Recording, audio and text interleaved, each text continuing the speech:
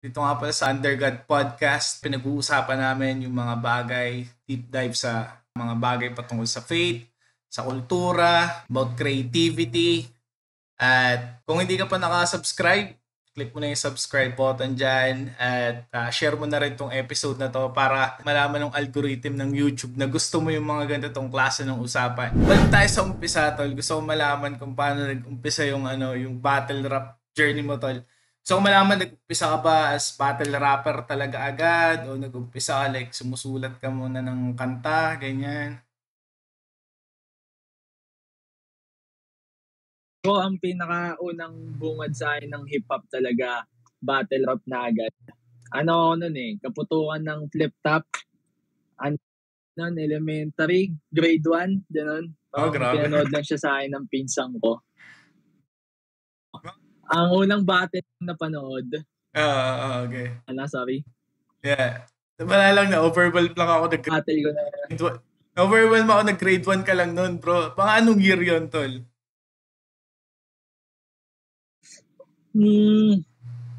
Kasi pumunta ka, 2010, 2011. tol, pumunta ka sa flip top gano'n 2010 to mga 2010 eh.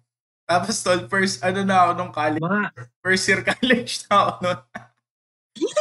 I'm old, bro. Okay. Tapos ikaw, elementary ko pa lang doon. Wala, ang ano lang, crazy lang. Pero, yeah, yan nga. Ano yung unang bata? Kasi 2003 ako eh. Ano ka pala, Gen Z ka pala talaga, no? Ang unang panood kong battle, kay Abra versus Nothing Else. Oh, solid yun. Classic yun, bro. Same event ng kila Luni Saito. Yes. Si Delo tsaka si Target. Delo Target. Patas Delo si Target. Fuego. mga panahon pa, bro. Yung may part 1, part 2 pa yung battle, no? Hindi pa full yung upload. Tas may OT pa. Kahit na yung may OT pa rin. Kahit ang linaw naman na nung resulta, no? May OT pa. Gusto lang nilang pag-rapin yung isa pa ulit. Yeah, gusto lang pag na-enjoy lang ng mga audience yung battle pa, no? Parang gusto lang mag-rap pa yung mga MC. Pero, actually bro, tanong ko yun, gawa ng, ayun nga, kagaya sabi ko sa'yo, di ba, sa chat pa lang, offline, parang, ever since talaga, kumbaga, bago pa talaga ako maging pastor, bago pa ako maging Christian, talagang, fan talaga ako ng battle rap talaga, kaya, at yun talaga yun din yung nagbukas ng isip ko talaga sa rap, kasi, dati naman bro, like, syempre, nung bata ako, parang nakikinig ako mga Andrew, Glock 9, ganyan. Pero, talagang yung, yung point na talaga nagsusulat na talaga ako ng kanta din. Nung nung pumasok na yung flip top. Kasi bago yun, talagang, sobrang bro, sobrang hardcore ako sa emo, hardcore music, ganyan. Yung, gano'n naman yung, ko sa, dati kaya talagang ever since talaga mga trip ko talaga na battle rapper yan, si Patas, kasi mga nagbabanda nga din, ganyan, si Fuego. Tapos parang na-open yung mata ko na, parang pwede pala yun, parang metal ka o rockers ka, tapos nagra-rap ka din, parang gano'n. So, yeah, yun yung entrado nila sa akin, parang, yun. Tapos tol, yan, paano ka naman dumating sa from being a fan na pinanood lang sa'yo ng pinsan mo to, yeah, paano ka nagkaroon na ng paano mo na-discover na may gift ka pala sa pagbabattle, ganyan?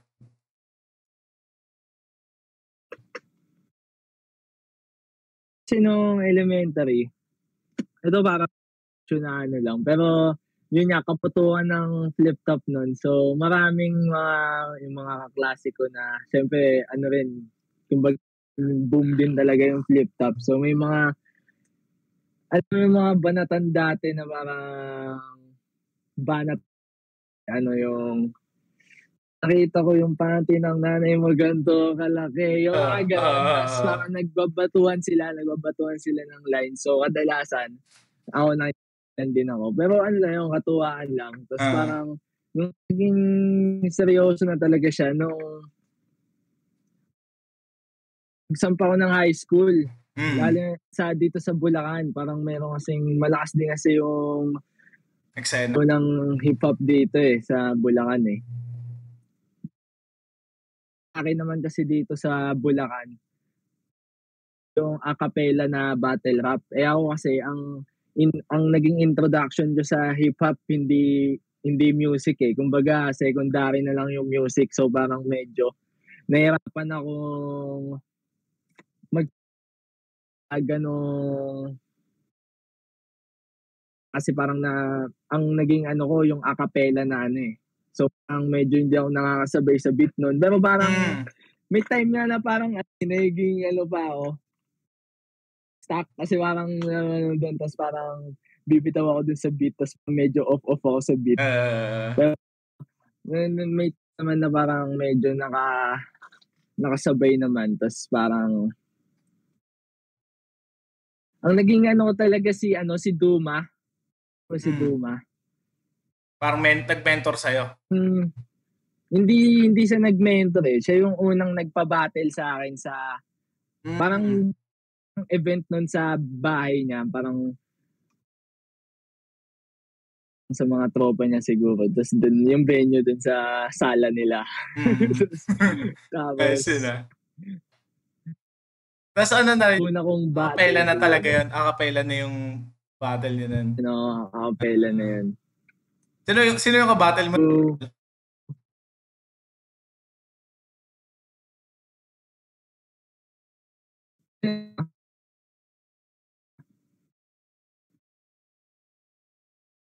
ang kabattle ko nun, actually nakakatawa kasi yung kabattle ko nun, hindi siya sumipot. Bago laban namin, chinat niya ako, kaya niya ng pustahan. Like parang, syempre ako, medyo kahit wala pa ako sa ganong parang battle, parang medyo ano na rin ako yung competitive na rin talaga ako Mm. na parang Mm. inaya pustahan, na ibig sabihin parang kinakaya-kaya mo lang ako. So parang kahit pa debut battle ko noon, sabi ko, sige kuya, pustahan tayo, magkano ba? Mm. Di ko masa siya yung pustahan. Tapos Ah. nung araw nung laban namin, hindi siya pumunta. Bad trip po ako. Pero, Dapat may kasi eh. pinag-rap pa rin ako ni. Dapat sabi mo kasi mo May kasi para. para siguradong pupunta siya eh. Oo. Sa Pero, ayun. Ilang battle din ako nun kay Kuya Duma kasi may time na parang pumunta kami ah, sa Pero ano to, tawag dito, parang seaside lang siya eh. Yun lang yung venue. Pero tawag dito, nung itong mga battle na to ni Duma, may footage. May footage kayo nito, nasa YouTube to. may footage siya. Nasa YouTube siya. Ang tawag niya ata doon, ewan ko kung yung pa rin yung pangalan ng channel, Rap Bahay ata. Rap Bahay. Rap Bahay. Ayos yun ah. Tapos, ang pangalawang labang kanya,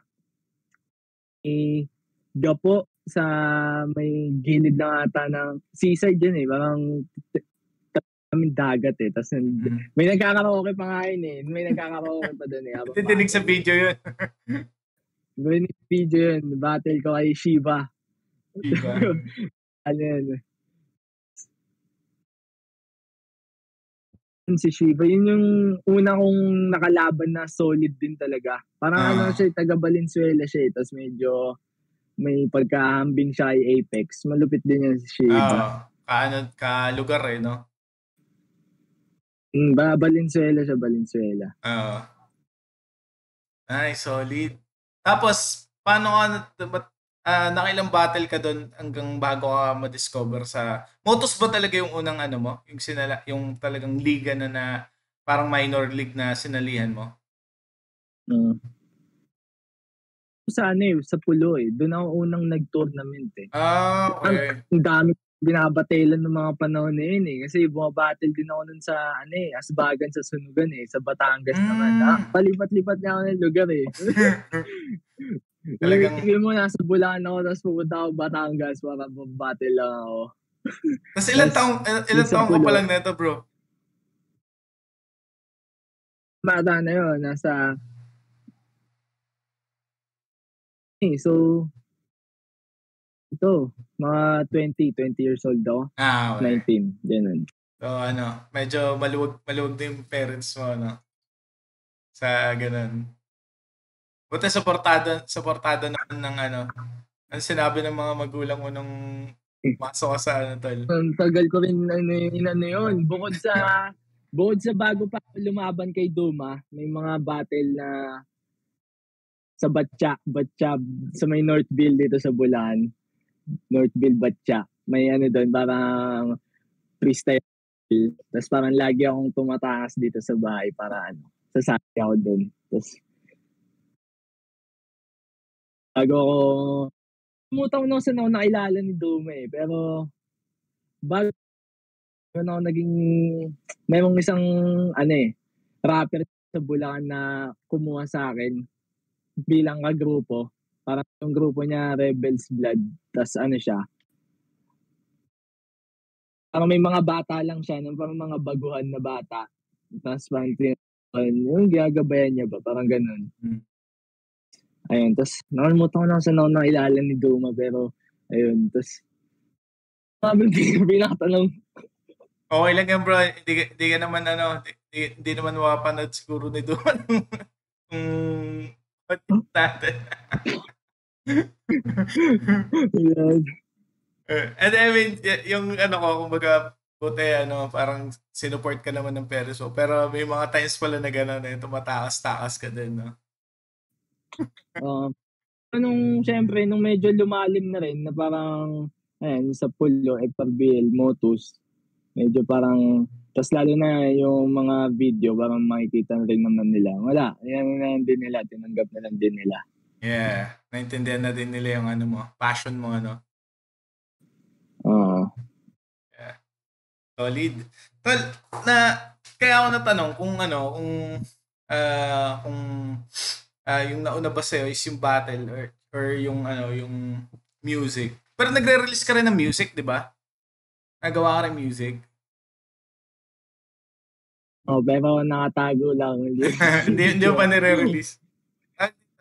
Tawag dito? Kaya ako natanong, gawa ng ako naman, bro, kaya rin ako connected nga, di ba nabanggit ko nga sa'yo, ever since connected ako sa sa hip-hop talaga. Parang 2013 kasi, parang hindi ako nagkakamali. 2013 ay naging tropa ko sila Damsa. Wala pang panalo si Damsa noon, tol. Palo na siya noon. Tsaka sila Andy G. Di ba? San Pedro kasi eh. So, yan. Kumbaga, Laguna. tapos tol, ang pinakauna talagang, actually, di ba yun nga, 2010, nauso yung battle naman. Sa school naman namin, sa STI, sa Kalamba, kumbaga nag-start kami ng parang din, liga-ligahan, ganun. Tapos nagre-release din kami ng footage. Tapos tol, isa sa mga na-discover namin doon na solid na talent tol, si Dilim. Kung kilala mo si Dilim, bro. Kasama ba? Oo, tol. Sila yung kalaban nila Mot, si Lanceta, si Cripply, tsaka basta yung Royal Rumble. yun, yung nag-Royal Rumble. Yun. Si Dilim, yun, sa amin dun sa school namin na discover nung nung Dilim na may may talent pala siya sa pag-battle. Tapos yun, namin siya na, bro, ano mo yan? Person mo na yan, ganyan. Para makilala ka, para may tropa naman tayo na so yun, pag napunta-punta kami sa mga event ng napunta-punta na lang kami sa mga event. Pero yun nga, nung naging Christian naman na ako, bro, so yun, andun pa rin nga yung passion sa battle rap. Tapos nung nalipat na ako dito sa San Pedro, malapit lang kasi sa amin dito yung GMA eh. Meron ditong church, bro, na yun nga, ganun kaputok yung flip top dati, no, na parang kahit mga churches, kumbaga parang sumasakay dun sa hype ng yun ng flip top eh. So parang may church dito na after ng youth service nila, sila, tag dito nagbabattle ganyan. Tapos Ganun din, binibidyohan din, parang top, ganun. Tapos yun, bumattle din ako dun dati. So parang may isang battle din ako na naka-upload sa YouTube eh. Pero yun, parang okay din naman, parang gusto ko din naman siya. Eh, yun nga pala bro, actually kaninang umaga, habang parang yun nga, iniisip ko yung may nag-flashback sa akin bro, na core memory ko, tol. Kung di ako kung di ako nagkakamali, parang 8 years old ata ako. Meron kaming pinuntahang outing sa Batangas. Tapos, ang gusto ko mag-rap, tol. Kasi, syempre, pag sa mga outing, di ba, may video, okay, ganyan. Tapos gusto ko mag-rap doon sa video, okay. Tapos, naghahanap ako ng mga kanta nila. Glock 9, wala akong makita. Tapos parang may taga-kabilang cottage, di ba, sa Batangas kasi di ba ganun doon, cottage. Tapos sabi, hindi, ito na lang yung itong number na to, yung i-play mo. Parang yung title ata nung kanta, parang Watamen, parang ganun. Tapos, yun yung beat na ginagamit. Tapos, ginawa niya, inunahan niya, tol, 4 bars, apat-apat, parang ganun, two rhymes pa yung tawag nun. Sabi, bata pa lang pala ako, may experience na ako makipag-battle rap. Tapos sa video. Tapos may beat, ganun. May beat siya. So, ano lang, fat. Wataman. Ano lang. Naririnig ko yun yung Wataman. Oo, Pero hindi na naabutan yun eh. ito. Sa namin yun. Kaya sabi ko, parang natutuwa ako na parang bago pa talaga kumbaga yung infancy years pa ng hip-hop dito sa Pilipinas. Kumbaga, di pa siya ganun talaga ka-mainstream kagaya ngayon. I mean, syempre, dati meron ang mga Andrew E, ganyan. Pero, I mean, hindi pa siya kultura. At, diba, kagaya ngayon. May mga sinasuggest din na video somewhere dyan, yung YouTube, na galing din dito sa channel na to. At kung nagustuhan mo itong usapan na to, click mo rin yan. Baka magustuhan mo rin yung iba pang mga usapan.